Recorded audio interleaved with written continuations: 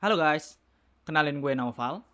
Jadi, gue di sini ingin nyobain game yang berjudul Still Water. Jadi, ini game itu adalah game yang gue temuin di itch.io. Ketau gamenya kayak gimana? Jadi ya, kita start dulu. Still Water, oke. Kita explore dulu lah ya main menunya kayak gimana. Oke, settingannya begini. Bisa ganti font, wow. Oke, volume. Oke, kita apakah bisa langsung ya. Oke, kita defaultnya aja lah ya. Oke, break room apa ini? Oh, index. Oke. Oke, jadi ini dari Studio Clam. Ya, tanpa basa-basi, meskipun udah basa-basi, kita start aja. Di sini saya belum main apa-apa. Oke, kita start dari awal.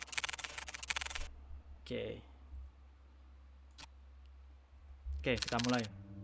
Caretaker. I'm sorry, but I can't stay here anymore, Nina. I feel like I'm going crazy. Calm down. If we can just talk it out. So many strange things keep happening one after another.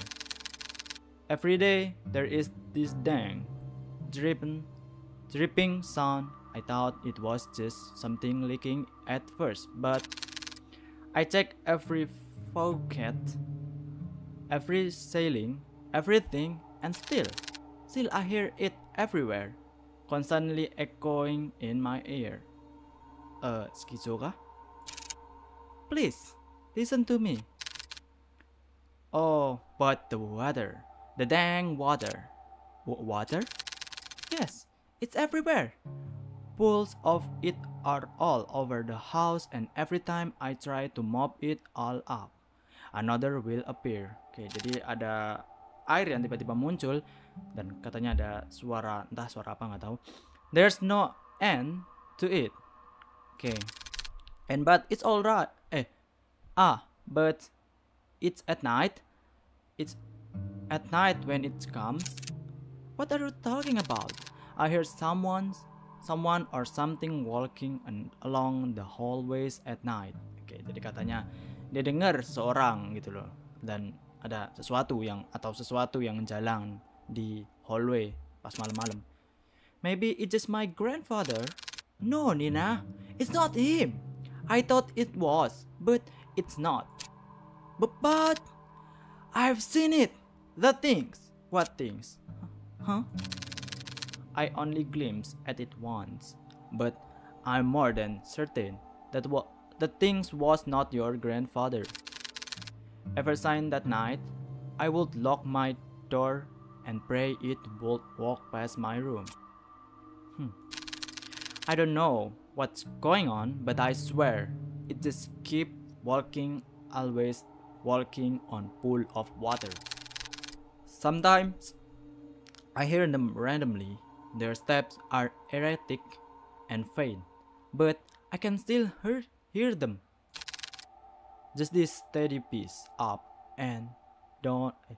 Just this steady pace up and down the halls. But I think recently it's no longer like that. What do you mean? Every morning I follow to see where the wet footprint lead. Oke, dia ngikutin si jejaknya itu. It walks toward something more clearly than before. It will walk down the hall, climb the stairs, and turn corners. All of it I'd follow. Eventually, the trail would come to a stop, and it would all stop right by your grandfather's room. His room? If this is some sick joke to scare me away, then please stop. It's not joke, Nina. It's not a joke, Nina. I mean, when I say that there is something weak going on in this house, that can't be true. I know this is a lot, but you have to believe me. I can't stay here any longer. I'm sorry, Nina. Okay. It's okay, I understand. Thank you for taking care of my grandfather up until now, and I'm sorry for all the stress I've caused you. I'll be sure to pay you right away as soon as I... Nina, listen to me. I don't know what's happening around here, but... Okay, what's going on? The woman on the phone cautiously looks around, turning her head constantly back and forth, looking over her shoulder to find if any other listening in. Okay. She grips the phone so close to her ear in a vice-like grip, before speaking again in a hushed tone. Something terrible is lurking in this house. I don't know what it is, but please, as soon as you get back, take your grandfather and just leave this place. Leave? I can just leave everything behind. We have nowhere else to go. Please, Nina, this place is not safe. The rumors, they are true. The curse is real. My family is not cursed.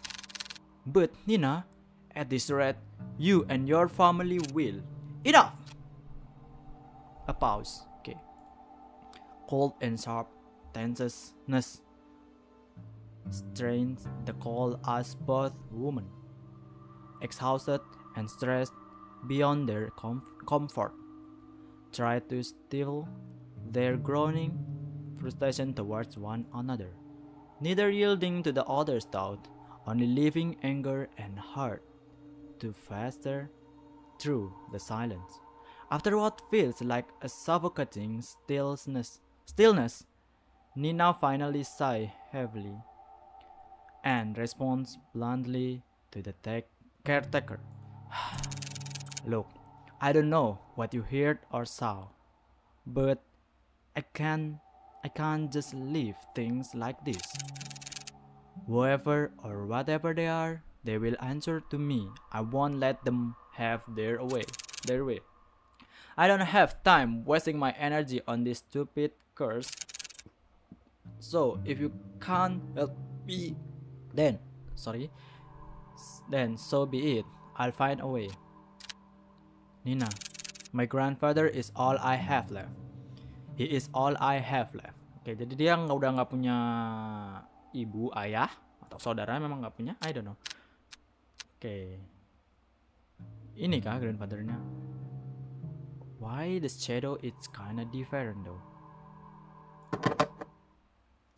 I don't know. Itu bayangannya beda anjir. Dia mana duduk? Ada bayangan beda. I don't know. Oke, dinner time. Amid a foggy morning, there sits a man by the corner of a booth. He drinks black coffee and depending on his mood, occasionally orders a donut. And today, it was just black coffee.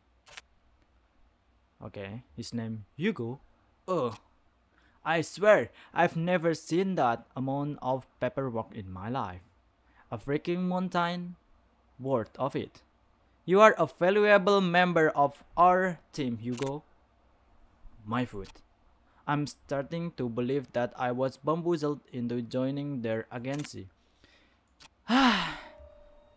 Hugo Lauren, age 13, take a good look at his cup of joe and chug it all in one sitting.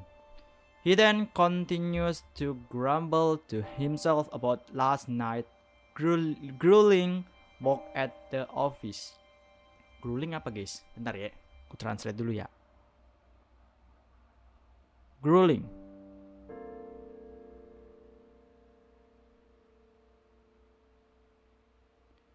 Oke, malam yang sangat melelahkan. I really need to find a different job. Oke, akankah dia menjadi the next caretakernya? As he contemplates his poor life choices, he looks out towards the early mist. There was something inherently terrifying about the fog. To him, how it engulfs everything and nothing. Even if it disappears, it always leaves behind trace, proof of it remaining. Even in a quaint little town like this, I can't even run from my fate. I guess that's Hugo said. Hugo finally stared at the compiled newspaper clipping he put together. Okay.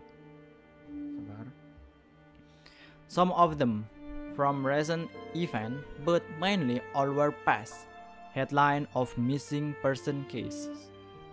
No matter how many times I see this, it's still just as hard to look at. Fixating case after case, he can't help but remind himself that there is a reason for all of this, and all too personal reason.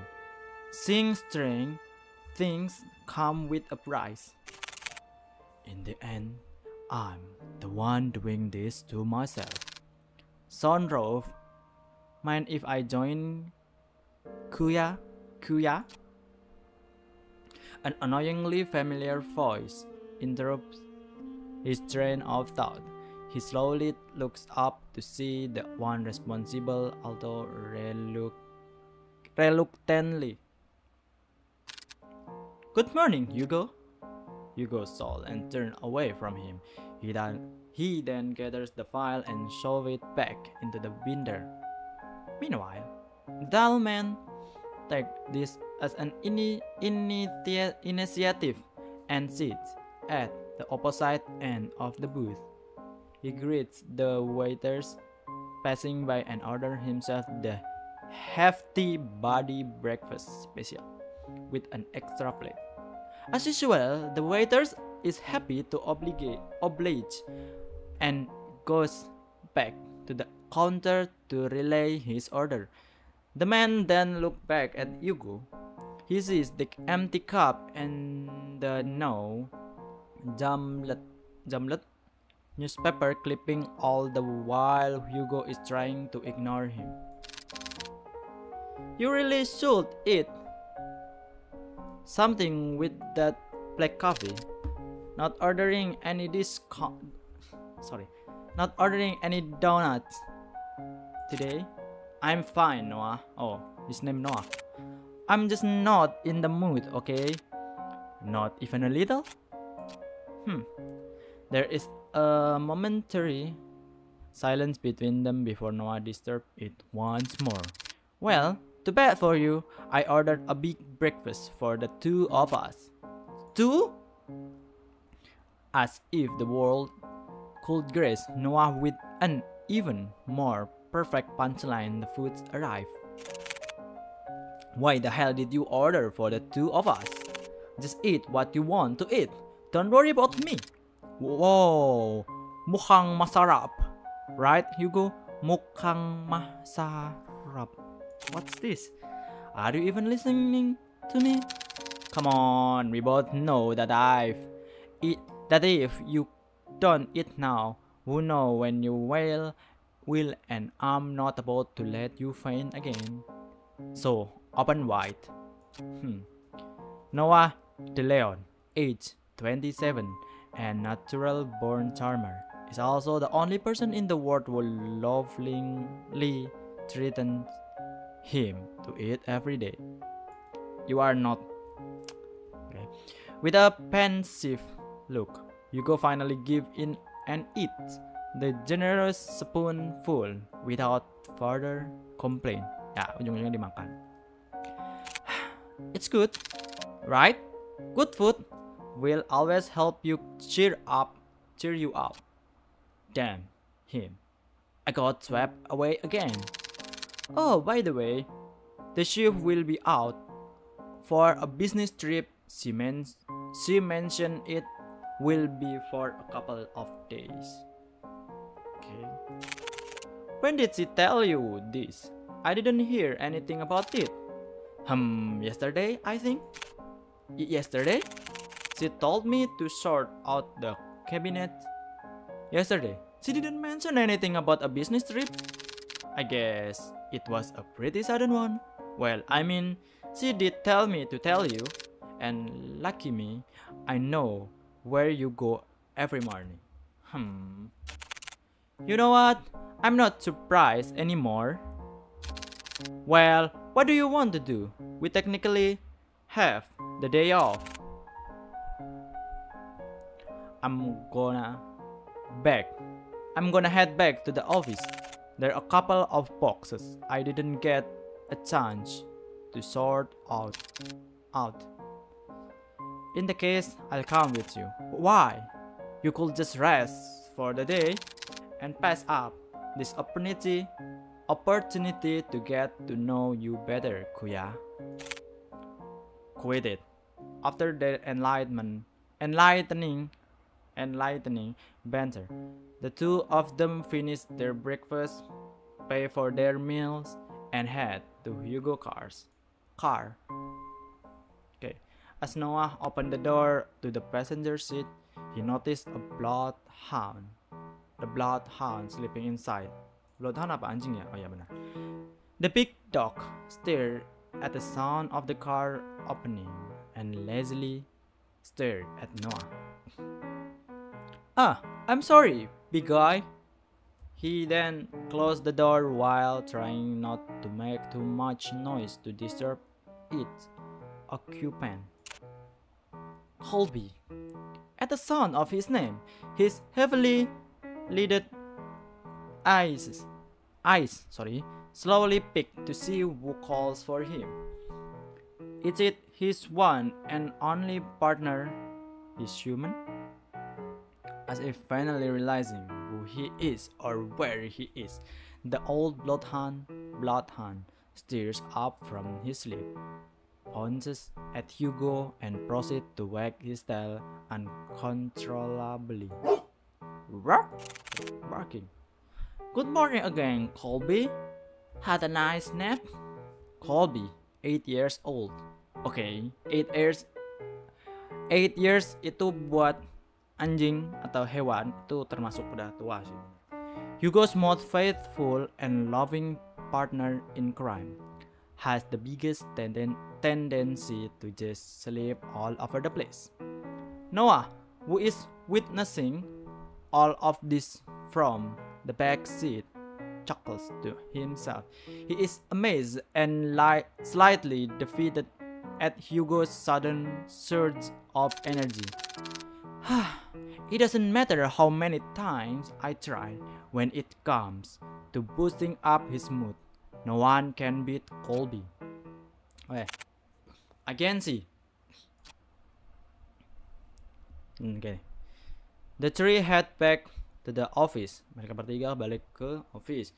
The space is just the same as Hugo left it. A decent, organized mess. To his credit, for the amount of boxes he painstakingly went through, he believed he did a fair job, albeit it could have been better.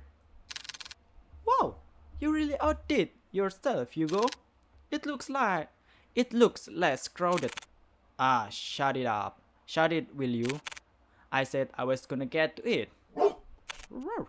Thanks, boy. Before Hugo could continue to give deserved head pats, he noticed someone. Ada seorang a woman stand timidly peering outside from the storefront. Sorry. She looks a bit frantic and even more restless with her disheveled and ill-fitted clothes, drawing empathy to her already too visible petite frame. The woman tries to grasp the door handle several times but stops before she could touch it. Her brows furrow, agitated and distressed about something, so much to the point it is preventing her from just simply reaching out for help. However, when she finally makes eye contact with Hugo, she immediately rushes in. I'm sorry. I know that the close sign is up, But I saw you come in and I... Are you alright, miss? I need your help. My grandfather, he... Oke, jadi dia yang di prolog tadi, di awal tadi. Before she can continue explaining, Noah swiftly cuts in front of Hugo and intervenes and all to practice manner. It's okay, miss. We'll hear what you have to say. So please, why don't you sit right over there? Noah gestured the one of the empty seats at the other side of the office. The poor woman hesitated for a moment. She clutched desperately to the strap of her purse, her eye focusing apprehensively on them and at the gestured seat. Apprehensively. After mulling over Noah she quickly glanced back and nodded. Okay, dia duduk. The woman then walked toward the corner of the room and sat at the edge of the sofa. Her posture is very and tense, giving no sign of comfort for even this brief moment of peace.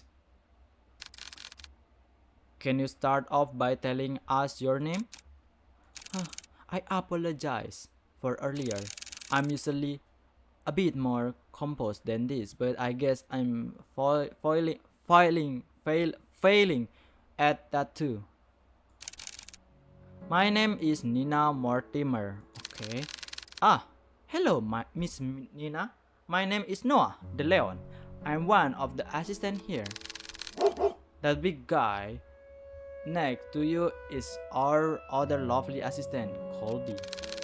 And the one brooding over here is private investigator, Hugo Lauren. Kenapa jadi kau yang mengenalkan diri?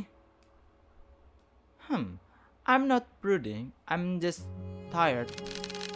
And our chief is away on business, but I think we can still accommodate you.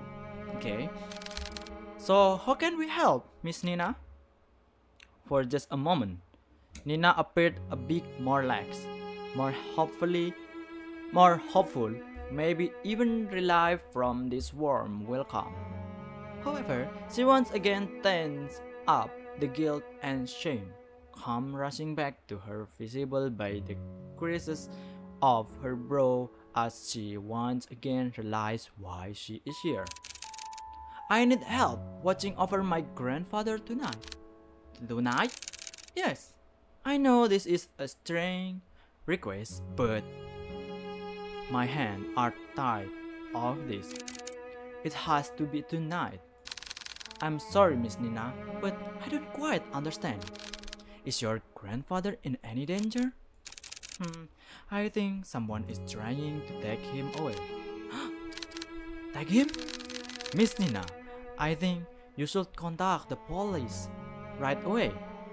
They are far more equipped at handling this kind of situation.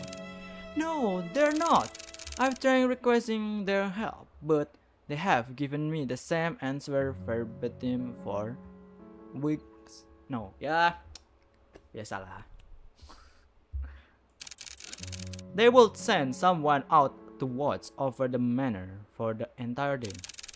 But by the end of their routine, they would always report back nothing unusual. Oh, dia udah kesana. Cuma katanya nggak ada yang aneh gitu loh.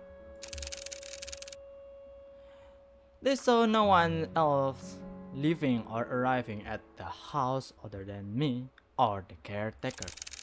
And despite telling them all in detail about the letters and all the strange things that's been happening, there is nothing they can do about it but just sit around until it escalates even more. I can't wait anymore. I can't wait any longer. Any more than this, then it will all be too late. If only I know I knew who Louis was. Louis? Louis? She let out a gasp. Her hands shot out to cover her mouth, realizing she had said too much so carelessly. She tried to effort their gaze, but Hugo stared persistently at her.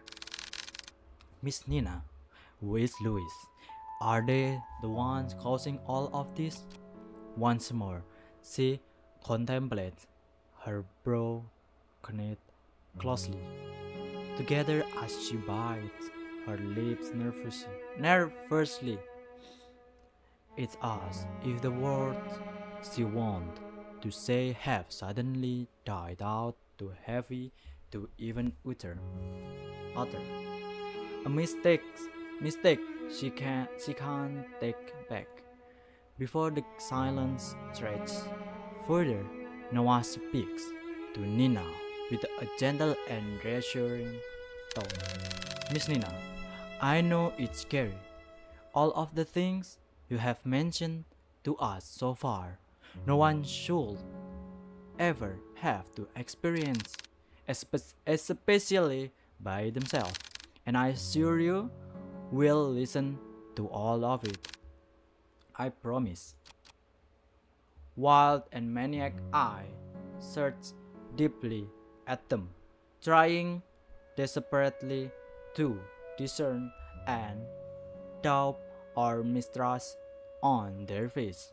However, all she sees are people who are willing to give their time to simply listen to her, to actually help her.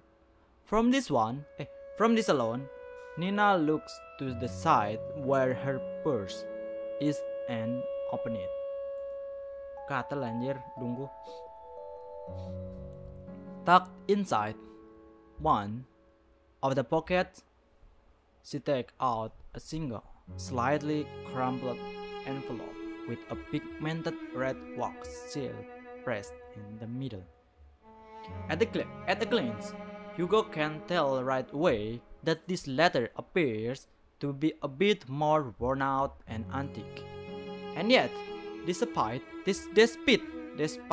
gimana pronunciation?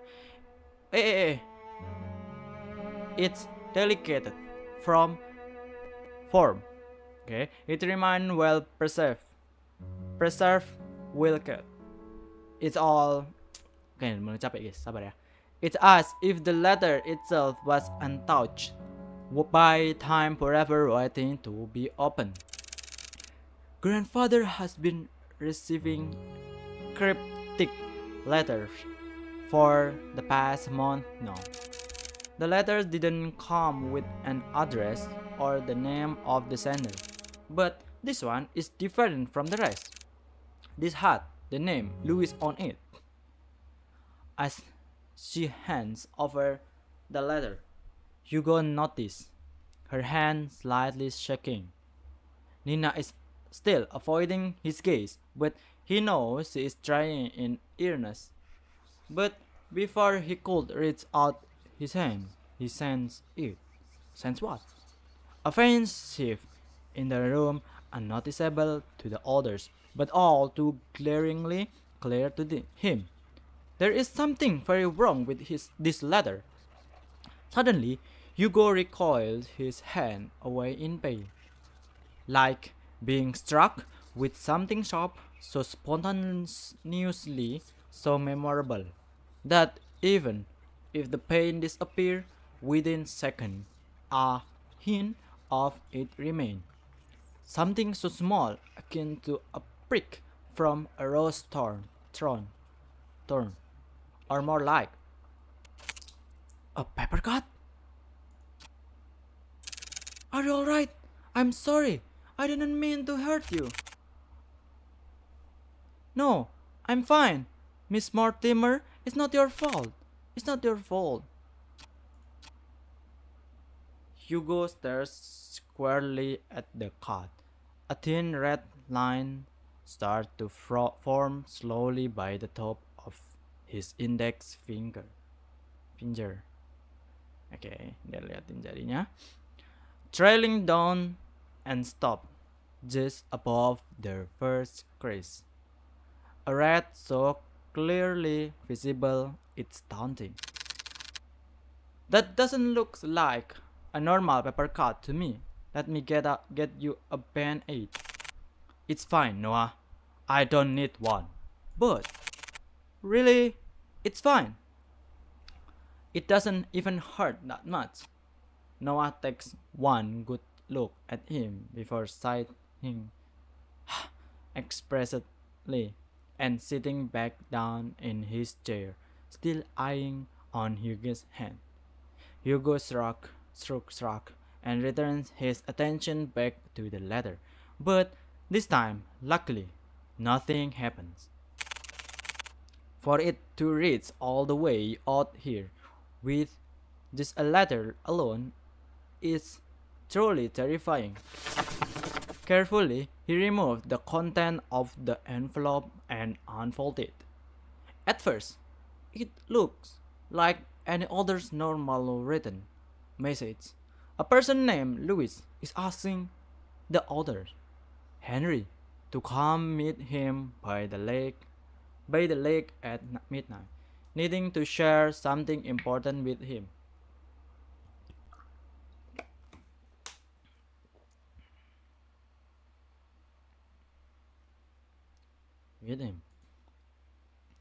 However, what's really striking about this is not the letter itself. Appearing at the bottom of the page, a message scrawled unlike the rest, stand visibly out to Hugo. A message that shouldn't be there. Remember our promise, Henry. When did you receive this letter? Yesterday. And your grandfather? Where is he right now? He currently back at the house with a caretaker. I promised them I wouldn't be out for too long. I made an agreement with them, you see. Oh, what sort of agreement? The caretaker we have now agreed to watch over my grandfather, but only during the day. Before nightfall, they would leave, exactly at the same time. Before nightfall? I want to believe that this whole thing was an elaborate scheme to scare my family away. I know this sounds crazy, but at one point I thought everyone was in on it. Oke, jadi ada dalang. The mail carrier, the officer, the caretaker. Everyone had a hand at making our family suffer. Why? But this one was different. Until now, I've never heard of anyone by that name. Not a relative or family friend. Oh, apa ini? Oh. But they clearly know who grandfather is.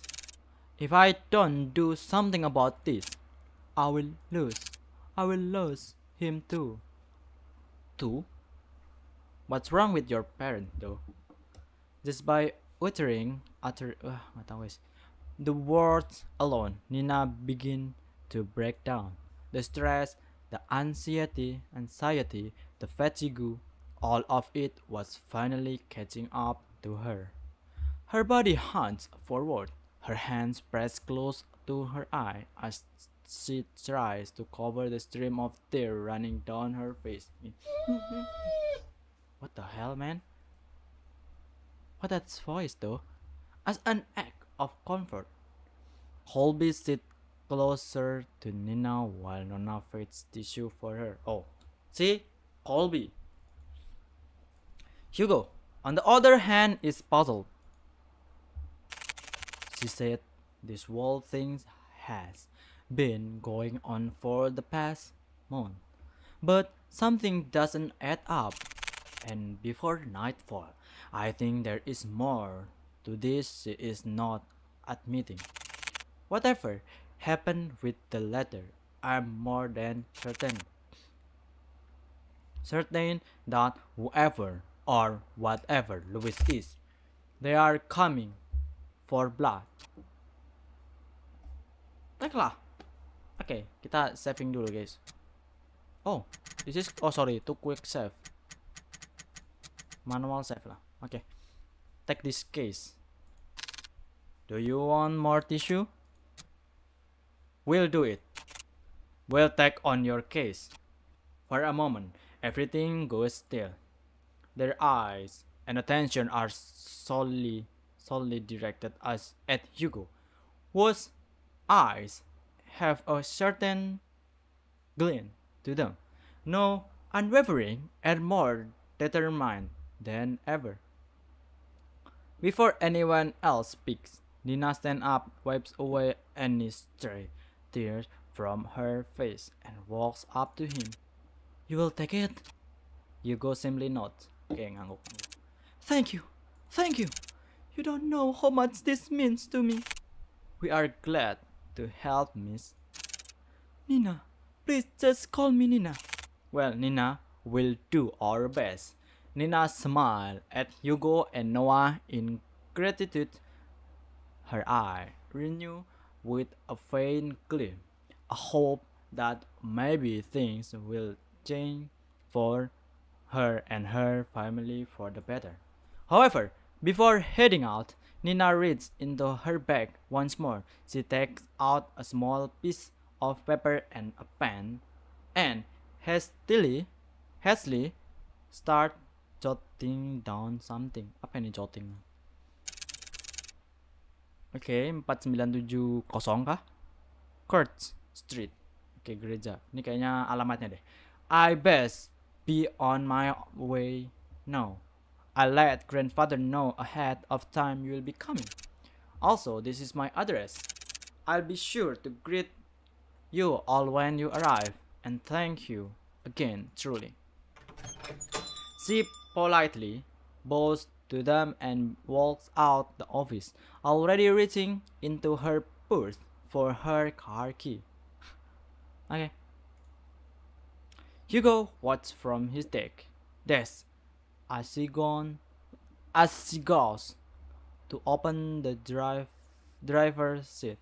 Nina looked back at the office window and took one last look at Hugo. She waved slightly at him before finally pulling out of the parking lot and driving off. Once off sight, Hugo turned to look at his cluttered desk. Still messy but presentable. I guess I'll have to sort this out later again. Oke, bersih-bersihnya ntar dulu. Car.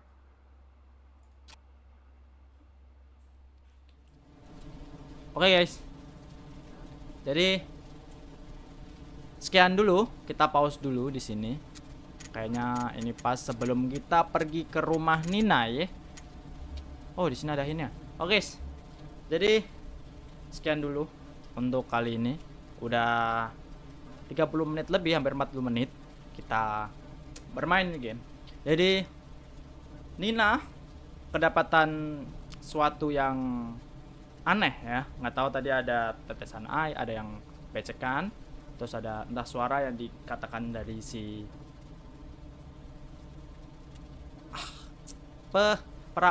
perawat, bukan perawat sih, caretaker dari ya yang rawat lah, yang menjaga grandfathernya, apa kakeknya lah. Nah, kita belum tahu. Dia bilang katanya dia nggak mau kehilangan lagi seseorang. Apa takutnya dia kakeknya itu cuma satu-satunya yang dia miliki sekarang.